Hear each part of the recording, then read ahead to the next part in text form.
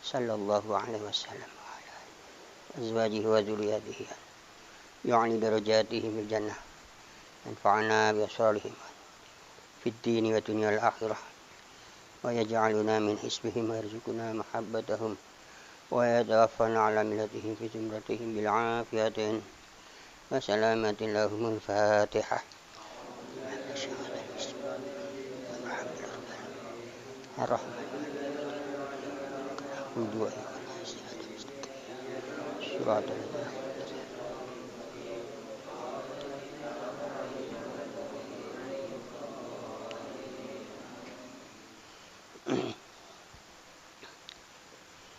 Bismillahirrahmanirrahim. Alhamdulillah wassalatu wassalamu ala Rasulillah la nabiyya ba'da sayyidina wa maulana Muhammadin sallallahu alaihi wasallam wa ala alihi wa sahbihi wa man wala amma ba'du.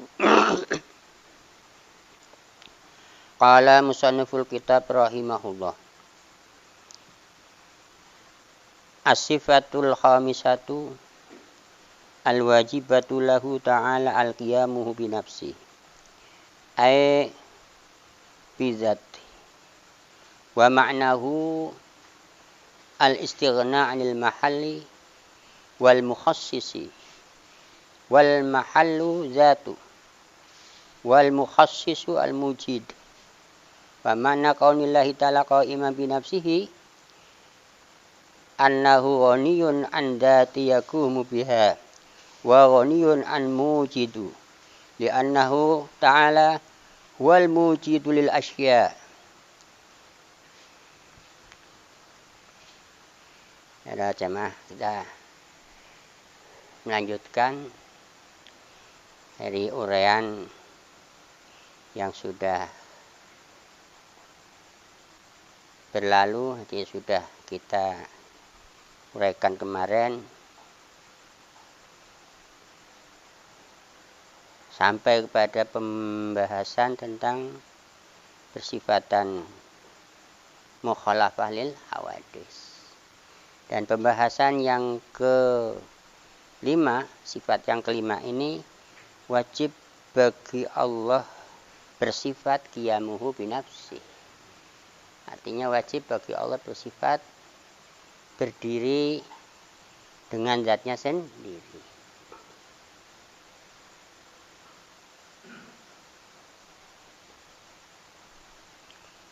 Al-qiyamu binafsi itu berdiri dengan zatnya.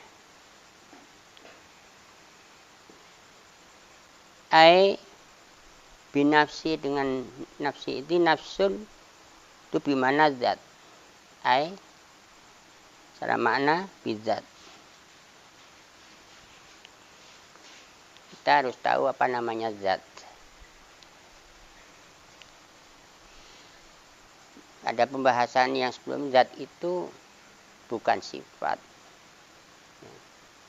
Yang zatnya namanya zat itu adalah sesuatu yang tidak butuh kepada selainnya, itu namanya zat. Nah, selainnya zat apa? Sifat.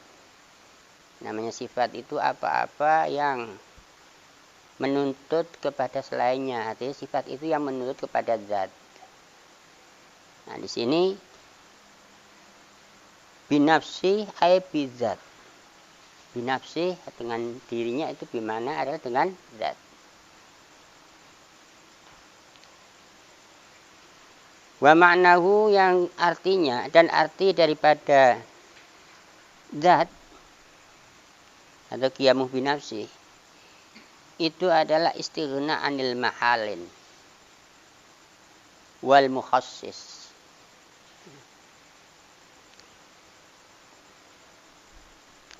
Qiyamuhu binafsi itu secara makna adalah berdiri dengan zatnya. Itu artinya tidak butuh kepada zat. Istighna itu maknanya tidak butuh.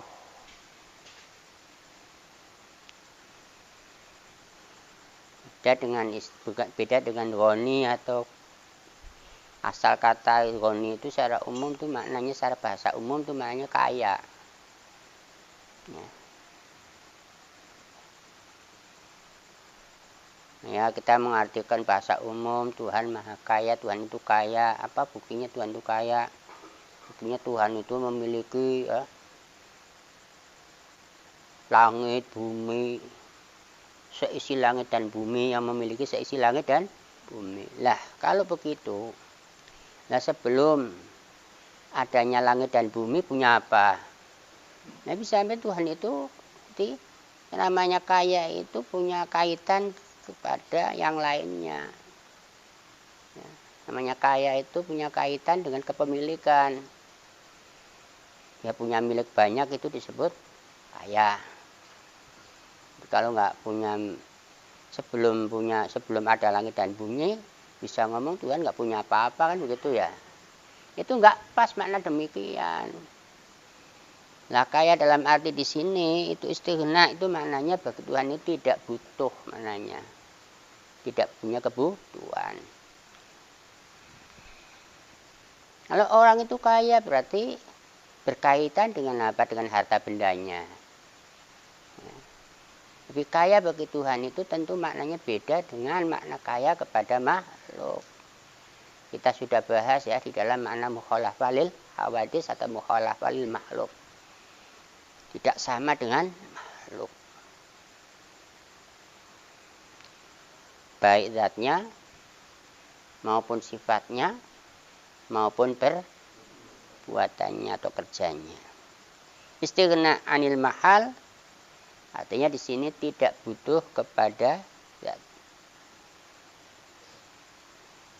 Wal mukhassis, dan pula tidak butuh kepada yang menciptakan.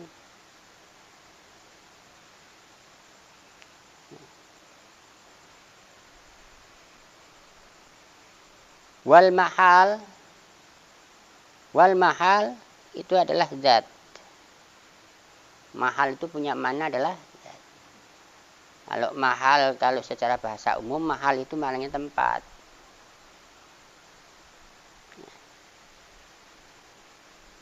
Ini bahasa di sini mahal itu maknanya adalah zat. Jadi la yaftakiru atau istighna anil mahal itu maknanya la yaftakiru anil mahal, artinya tidak butuh kepada zat. Karena apa-apa yang butuh kepada zat itu namanya sifat. Makanya perkara maujud itu ya, perkara maujud itu ada 4 pengertian. Maujud itu ada 4 pengertian. Satu adalah maujud yang tidak butuh, maujud la yaftakiru, la yaftakiru ila mukhassis wala yaftakiru ila mahallin, atau la yaftakiru ila mahallin wala yaftakiru ila mukhassis. Pengertian wujud itu, pengertian maujud itu ada 4 ya. Maujud yang pertama ada la yaftakiru ila mahal wa la yaftakiru ila mukhassis. Tidak butuh kepada zat dan juga tidak butuh kepada yang menciptakan. Itu apa maknanya? Masukkan makna zatillah. Zatillah itu tidak butuh kepada zat dan juga tidak butuh kepada yang menciptakan. Jadi kalau kita mau belajar mengenai akidah ini harus ada gurunya, jangan gurunya ke komus. Kalau secara komus, secara makna umum, mahal itu maknanya tempat. Tapi di dalam ilmu akidah ini, mahal bimana adalah zat. Nah, gitu ya. Kemudian yang kedua, yaftakiru, la yaftakiru ila mahal wa yaftakiru ila mukhassis. Tidak butuh kepada zat dan butuh kepada yang menciptakan. Seperti apa? Zatnya hawadis. Karena zat itu apa-apa yang tidak butuh kepada selainnya, tidak butuh kepada sifat. Dan juga butuh kepada yang menciptakan, itu zatnya makhluk atau zatnya hawadis. Yang ketiga, yaftakiru ila mahallin wa yaftakiru ila mukhassis. Itu sifatnya hawadis. Sifatnya hawadis itu butuh kepada zat dan juga butuh kepada pencipta. Artinya nuntut kepada zat dan nuntut kepada pencipta. Yang namanya butuh itu maknanya nuntut. Kayak orang melarat tuh banyak tuntutannya lah ya. Itu namanya orang melarat tuh banyak tuntutannya. Kalau orang kaya nggak banyak nuntut ya. Tapi kalau orang melarat banyak tuntutannya. Nah,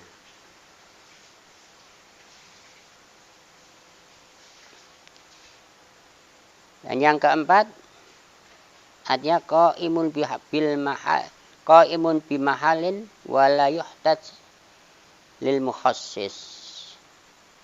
Artinya berdiri pada zat, bukan maknanya di sini. Bukan maknanya di sini butuh kepada zat ya. Karena ini sifat maula, tidak sifat Tuhan itu tidak punya sifat kebutuhan. Tapi maknanya adalah qaim bil mahali atau qaim bi mahali wala yuhtaj li mukhassis. Artinya qaim bi mahali berdiri pada zat, tidak butuh kepada pencipta. Ya, wahwa yaitu sifatillah ta'ala. Ada berapa tadi? 4. Kalau sifatnya hawadis itu yaftakiru ila mahal, tapi kalau sifat maula itu yagumu bil mahal. Jadi ada yagumu bil mahal, ada yaftakiru ila mahal. Makanya di sini istighna anil mahal wal mukhassis. Wal mahal itu bimana zat. Wal mahalu zat. Mahal itu adalah zat. Wal mukhassis, dan mukhassis itu ada al-mujid. Mukhassis itu maknanya yang menjadikan. Nah, maka fa makna qaunillahi ta'ala qaiman bi nafsi. Maka arti adanya Allah itu yang berdiri pada zatnya. Annahu, sesungguhnya Allah itu ghaniyun an lidzati yakumu biha. Tidak butuh kepada zat yang berdiri dengan zat. Tidak butuh kepada zat yang mana berdiri pada zat. Wa ghaniyun 'anil mujid, dan tidak butuh kepada yang menciptakan. Alasannya li'annahu ta'ala huwa mujid, karena dia Allah itu adalah pencipta. Ya, bagaimana pencipta kok butuh diciptakan, kan begitu ya. Li'annahu ta'ala huwal mujidul asya, karena sungguh dia Allah adalah mujid al-mujid yang menciptakan pada keseluruhan, ya, yang menciptakan semuanya makhluk. Jadi yang menciptakan semua makhluk itu adalah Allah Ta'ala. Nah, dengan itu menghindari pemahaman-pemahaman kafir batiniah, ya, ada kafir batiniah. Bagaimana rupanya? Mamanya gambarkan begini. Tuhan itu ada di dalam hati. Nah, kalau Tuhan ada di dalam hati berarti tidak qiyamu binafsi, ya. Qaim bil qalbi, begitu loh. Artinya berdiri pada dalam hati. Nah, kalau Tuhan itu ada dalam hati berarti Tuhan kecil kan ya. Jadi Tuhan ada dalam hati. Nah, berarti nanti kamu menyembah angan-angan enggak kira-kira? Apa-apa yang ada di dalam hati itu kan makhluk. Nah, itu ada, makanya dipelanggeri, ya, dipedomi dengan di sini qiyamuhu binafsi, itu menghindari pemahaman-pemahaman kafir batiniah dan juga menghindari pemahaman-pemahaman Nasrani yang menganggap bahwa Tuhan itu adalah sifat. Kalau kita tidak, Tuhan bukan sifat, Tuhan itu adalah zat. Seandainya Tuhan itu sifat, nih saya butuh kepada selainnya. Ya, menurut pemahaman mereka, Tuhan itu sifat. Jadi sifat itu kan bisa keluyuran lah ya. Hingga sampai nanti menganggap bahwa Isa itu zatnya atau zatnya adalah zatnya manusia tapi sifatnya Tuhan. Berarti seperti apa? Setengah Tuhan, setengah makhluk. Itu mereka mengatakan begitu. Yang mengatakan Isa itu adalah juru penyelamat. Nanti separuh Tuhan, separuh makhluk. Jadi ya tadi apa namanya? Blaster lah. Nah kalau kita itu mamanya agama kita mengajarkan demikian, ya kita tersiksa lah kalau kita selalu tersiksa. Karena apa? Sama sekali nggak terima kali ini barang yang mustahil. Ada Tuhan separuh makhluk. Berarti ada makhluk separuh, Tuhannya separuh. Tadi kayak kita gambarkan kemarin itu kayak tongki. Tongki itu blaster set. Bebek ya bukan, entok juga bukan. Akhirnya apa? Tuhan itu makhluk ya bukan. Ya, Khalik juga bukan pencipta dan bukan diciptakan. Karena apa? Ya tadi blaster. Nanti untuk menolak pemahaman-pemahaman bahwa Tuhan itu adalah sifat dan untuk menolak pemahaman-pemahaman bahwa Tuhan itu berdiri pada selainnya. Tuhan itu ada di dalam hati. Tuhan itu ada pada jiwa pada zatnya Isa, begitulah. Nah, itu seterusnya banyak. Jadi di pedomin kita berbanyak akidah yang 50 yang terisi daripada sifat wajib. Di sini artinya dipedomi dengan hukum akal wajib 20, mustahilnya 20. Kalau nggak paham itu ya selesai nanti. Nggak punya bekal. Bekalnya iman itu adalah sifat 20 wajib, 20 mustahil, bekal iman namanya. Nah, pedomannya lah. Pedoman di dalam mengimani adanya Allah itu ada 20 sifat yang wajib, 20 sifat yang mustahil, satu perkara yang jaiz. Itu 41. Nanti pada Rasul adalah dipedomi dengan 4 sifat yang wajib, 4 sifat yang mustahil, satu perkara yang jaiz. Berarti ada 9 sama 41 berapa? 50. 50 itu adalah sebagai akidah imaniyah. Akidah itu yang artinya yang terikat, yang mengikat hati kita untuk mengimani Allah dan Rasulnya. Kalau kita nggak paham akidah 50 sudah selesai. Lah nyatanya sekarang ini jarang sekali ya peminat-peminat untuk memahami akidah yang 50. Orang yang mempelajari akidah yang 50 ini ya orang yang dapat fadlnya Allah Ta'ala saja. Itu. Ya. Jangan sampai bosen lah. Masa kita mau mengingat Allah, mengenal Allah kok bosen? Kenal aja belum kok bosen gitu ya. Nah kalau sudah kenal, ya. Kalau sudah kenal, dapat nikmat yang luar biasa. Kenapa? Di dunia itu tidak ada nikmat kecuali orang yang mengingat Allah. Ala bidzikrillahi tatmainul qulub. Semuanya mau cari enak tuh nggak nemu di dunia. Allah nggak bikin enak ya. Semuanya. Artinya selesai. Makan masih enak-enaknya, kenyang stop lagi ya. Nanti kenyang sudah stop makan, pengen apa? Pengen lapar, bolak-balik. Jadi enaknya yang mana? Enak lapar apa enak kenyang? Mau ditanyain ya. Orang itu enak yang kenyang apa enak yang lapar? Oh enak yang kenyang. Ya enggak usah lapar dah kalau gitu ya.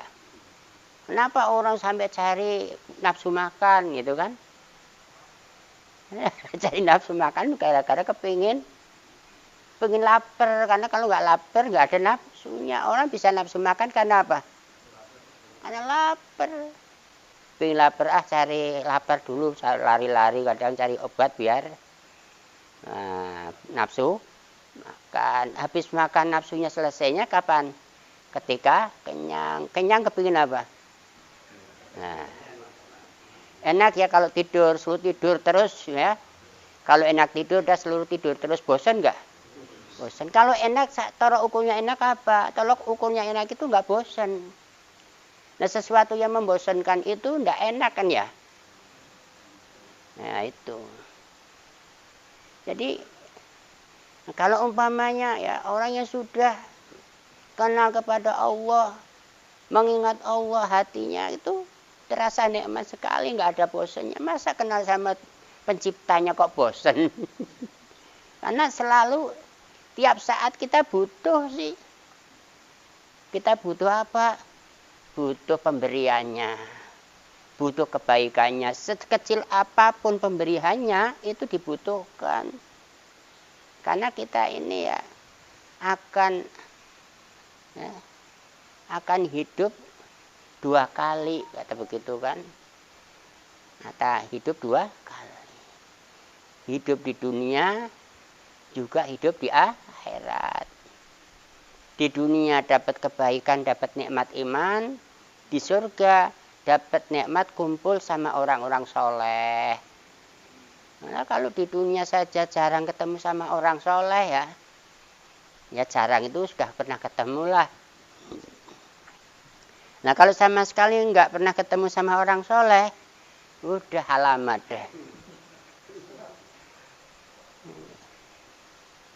Hanya untung ya. Kalau kita diingatkan, ingat sama Allah sebab yang namanya perintah mengingat itu bagi yang kenal apa yang nggak kenal. Lah yang belum kenal disuruh apa? Suruh kenal, maka perintahnya iklam dulu. Nah, taulah kamu. Nah, pentingnya apa? Kamu tahu dulu. Kalau sudah tahu, jangan lupa. Nah, kalau sudah kenal diperintah diingatkannya apa? Jangan lupa. Lah kalau belum kenal diperintah apa? Kenalan. Setelah kenal, jangan lupa. Itu pantasnya begitu. Kenal saja enggak. Disuruh mengingat. Lah ya mau diingat apanya? Sampai nanti kalau kejet-kejet, paham nggak kejet-kejet? Ayo nyebut. Lah nyebut tapi nggak kenal yang disebut apa? Nyebut saja terus sampai yang nyuruh itu sampai ya meniren lah. Lah nyebut sampai Allah. Nyebut Allah tapi nggak tahu yang dinamai Allah. Ini kayak beo saja lah. Nah, beo ya. Punya beo diajarin pagi sore suruh zikir, suruh bacaan zikir la ilaha illallah. Beo kan bisa ya. Nah, fasih kadang-kadang sampai nggak bosen-bosen, yang ngajarin kalah dah. Sampai zikirnya zikir thariqah itu beliau bisa illallah, la ilaha illallah, la ilaha illallah. Masih begitu ada ular lalu tauk, nggak la ilaha illallahnya hilang. Kenapa? Di mulut ya. Bukan apa, ditanya lah mestinya. Itu maknanya apa? Ya beliau la ilaha illallah, yang kita sebut Allah itu siapa? Allah. Yang sebut ente Allah itu apa? Allah. Begitu saja. Nah, ya itu namanya beo. Beo suruh nyebut dia bisa. Allah ya, dia ngomong Allah. Ini namanya apa? Beo namanya kan. Lah kalau kita sebagai orang yang berakal, Allah siapa yang dinamai Allah? Tanya mestinya kan. Allah itu siapa? Nah, Allah itu siapa? Allah itu nama. Lah yang dinamai Allah siapa? Lah harus tanggung jawab. Allah itu ada dalam hati. Aduh. Ya terserah deh. Nah, ngomong Allah dalam hati.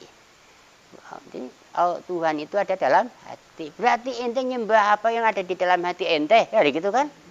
Yang ada dalam hati ente itu makhluk. Nah, bahasa mengatakan itu disebut apa? Itu yang disebut batu suar gitu kan. Batu suar itu yang disembah adalah gambaran. Lah apa yang ada di dalam hati bentuknya apa? Gambaran. Saya tidak menyembah apa yang ada di dalam hati saya, kan mestinya begitu. Karena apa yang di dalam hati itu ini bahasa umum. Bahasa umum Tuhan itu ada di dalam hati. Juga sampai Tuhan ada di mana-mana. Wah, lebih serem lagi. Ini ada di mana-mana. Ini kan berarti sampah. Sampah dengan apa? Sampah ada di mana? Mana? Ya ini gara-garanya apa tadi? Ya orang nggak sami Allah. Yang ngajarin siapa sih sebenarnya itu? Belajar begitu itu ngawak namanya. Ngawak itu bahasa Jawa, ini bahasa sini ngawur gitulah. Nggak punya pedoman apa-apa. Menyebut kalimat Allah tapi nggak punya pedoman cara pengenalannya. Memang begitu. Istighna anil mahal wal mukhassis. Wal mahalul al-zat wal mukhassis al-mujid. Wa makna kaunillahi ta'ala qa'iman binafsi. Maka arti adanya Allah Ta'ala itu berdiri dengan zatnya, maknanya annahu ghaniyun anil zati yakumu biha. Wa ghaniyun anil mujid li annahu ta'ala huwa ghaniyul asya. Kemudian wa dalilu ala annahu ta'ala qa'imun binafsi. Dan yang menjadi pembuktian atau yang membuktikan ala annahu atas sesungguhnya Allah Ta'ala itu berdiri dengan zatnya antakula bila mana kita ucapkan begini. Di dalil itu yang diomongkan lah. Ngomong itu dalam hati atau ngomong dengan lisan. Kalau ngomong dalam hati kan berpikir. Caranya ngomong begini hati kita. Lau kahanallahu ta'ala muhtajan ila mahal. Nah, pakai dalilnya dalil namanya kias. Jadi lau itu yang namanya kias itu gini ya. Susunan kata-kata yang tersusun yang mengeluarkan natijah itu namanya disebut kias. Kias itu susunan kata-kata yang menghasilkan natijah. Nah, begini.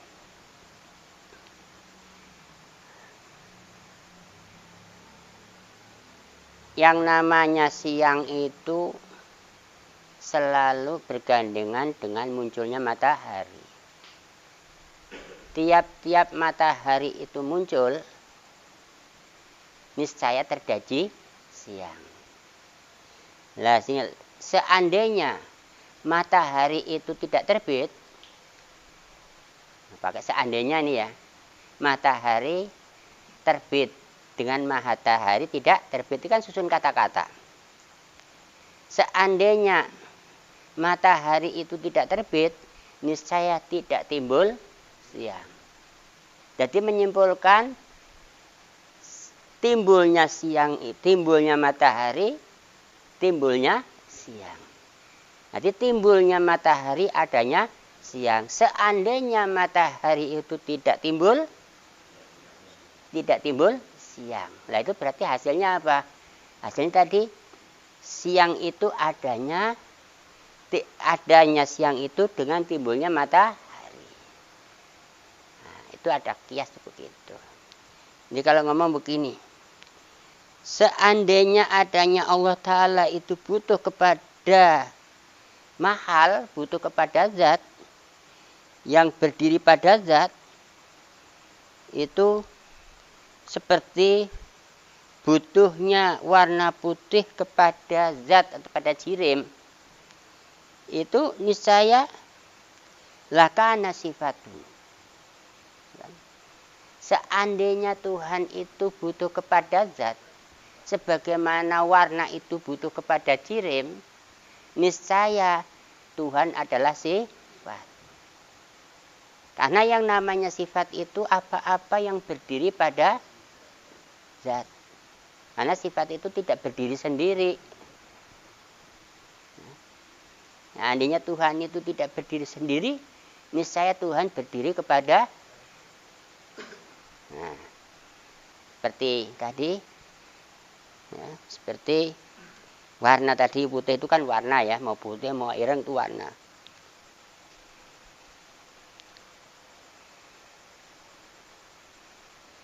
Kama iftaqarul bayad ila zat, sebagaimana butuhnya warna kepada zat, allati yaqumu biha, yang mana warna itu yang mana putih atau warna itu berdiri pada zat. Niscaya adanya itu sifat. Jadi seandainya Tuhan itu tidak berdiri sendiri, yang dicontohkan seperti warna itu berdiri pada zat, pada jirim, niscaya Tuhan itu adalah sifat.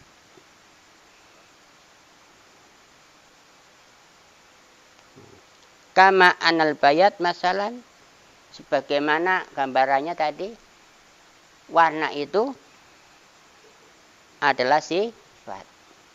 Karena warna itu selalu menuntut kepada selainnya. Seandainya Tuhan itu menuntut kepada zat, niscaya Tuhan itu adalah sifat. Seperti gambarannya, seperti warna itu menuntut kepada jirim, atau warna itu menuntut kepada zat. Nah, justru warna disebut namanya sifat. Akan tetapi Tuhan tidak berdiri kepada zat. Akan tetapi Tuhan itu tidak butuh kepada zat. Bisa disimpulkan bahwa Tuhan adalah zat itu sendiri.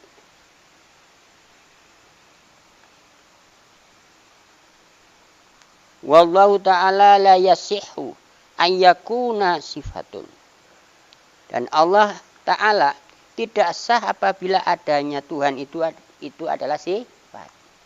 Tidak sah menurut akal apabila Tuhan itu adalah sifat. Karena apabila Tuhan itu sifat, niscaya Tuhan butuh kepada zat. Nah, sifat kebutuhan ada pada zat itu mustahil.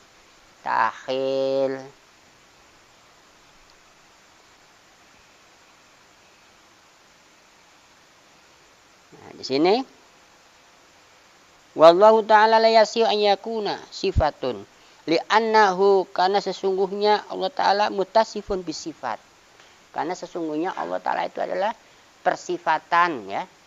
Sesungguhnya Allah Ta'ala itu zat yang persifatan dengan sifat, bukan sifat tapi persifatan. Mutasifun bisifat. Sesungguhnya Allah Ta'ala itu adalah zat yang persifatan. Wasifat, yang namanya sifat itu la tatasifu bisifat. Yang namanya sifat itu tidak berdiri pada sifat. Yang namanya sifat itu ya tidak persifatan, karena sifat itu berdiri pada sifat. Tidak berdiri pada sifat, karena sifat itu berdiri kepada zat. Makanya zat itu persifatan. Wasifat la tatasifu bisifat. Yang namanya sifat itu tidak persifatan dengan sifat. Maka hasilnya falaisallahu ta'ala bisifat. Maka hasilnya bahwa Allah Ta'ala itu bukan sifat.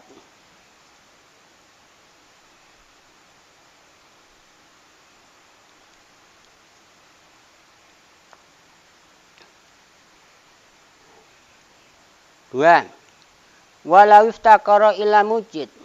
Dan apabila Tuhan itu butuh kepada yang menciptakan, butuh kepada yang menjadikan, yujiduhu, menjadikan dirinya, lakana hadisan, pasti Tuhan itu baru. Wa muhdisuhu yakunu hadisan. Dan yang menciptakan adanya itu baru. Wa muhdisuhu yakunu hadisan aidon. Artinya apa? Wa yalzamudor awi tasalsul. Seandainya Tuhan itu baru, terjadinya dor dan tasalsul. Makanya seandainya Tuhan itu tidak berdiri sendiri, itu ada dua. Bisa sifat dan bisa juga dijadikan.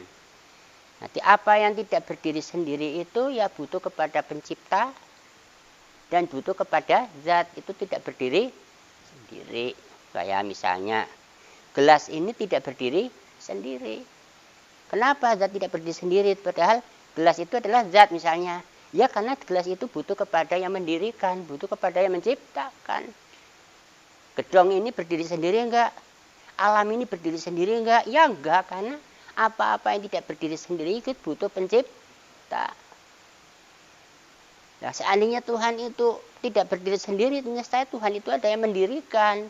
Masa Tuhan kok didirikan? Siapa yang mendirikan Tuhan, kan begitu ya?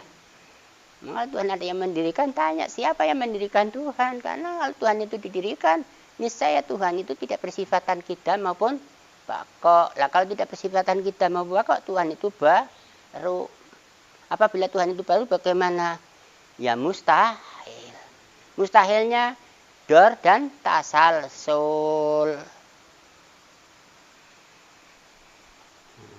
Maka setelah itu fasabata annahu ta'ala wal ghaniyu, maka akal menetapkan apabila Tuhan itu tidak berdiri sendiri, niscaya Tuhan itu bisa baru dan bisa Tuhan itu butuh kepada zat. Maka mustahil Tuhan itu butuh kepada zat dan mustahil itu Tuhan itu baru, maka akal menetapkan wajib bagi Tuhan itu ghaniyun wa ghaniyun, dia tidak butuh kepada zat dan juga tidak butuh kepada yang menciptakan.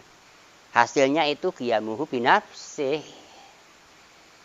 Al-ghaniyyu mutlak wal ghaniyyu ghaniyul mutlak. Dan dia Tuhan itu ghani, ghani secara mutlak. Mutlak itu tidak berkaitan kepada sesuatu. Ente nemu, akal kita nemu, ndak nemu, tetap Tuhan itu tidak butuh kepada sesuatu.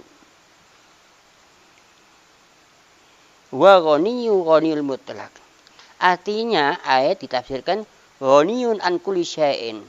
Tidak butuh dari semua sesuatu, tidak butuh kepada sesuatu. Wa amma ghaniyul khalqi, dan adapun yang dibicarakan ghaniyul khalqi, kayanya makhluk, sifat kaya, sifat ghani disifatkan kepada makhluk, bahwa ghaniyul muqayyad, itu adalah ghani yang muqayyad. Nanti dikatakan ghaniyul muqayyad itu artinya berkaitan kepada kekayaan. Artinya muqayyad ai an syai'in duna syai'in. Muqayyad kepada sesuatu ya. Artinya tergantung dengan sesuatu dari kekayaan. Namanya Umar itu kaya raya. Umar kaya raya itu karena apa? Kaitannya dengan apa? Kaitannya dengan harta yang banyak. Seandainya tidak ada hartanya ya tidak disebut kaya. Tuh.